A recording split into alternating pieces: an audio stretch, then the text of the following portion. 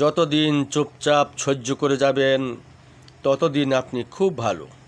যেদিন আর সহ্য করতে না পেরে ফেটে পড়বেন রাগে, সেদিন হয়ে যাবেন অভদ্র মানুষ। আর আপনাকে নাম দিয়ে দেবে ভালো মানুষ ভাবতাম।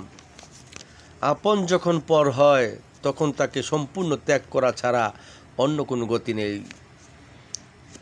তিনটে জিনিস ভেবে চিনতে দিও। 1 নম্বর জবাব, 2 নম্বর পরামর্শ, 3 নম্বর ঋণ। তিনটি জিনিস সবার প্রিয়: সম্পত্তি, সন্তান, নারী।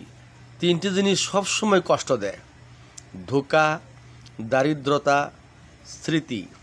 তিনটি জিনিস কখনো করো না: অহংকার, অপমান, আশা। তিনটি জিনিস কখনো চুরি করা যায় না: চরিত্র, জ্ঞান, বিদ্যা। তিনটি জিনিস কখনো ছোট ভেবো না: কর্ম, কর্তব্য, ঋণ। সকলকে ধন্যবাদ।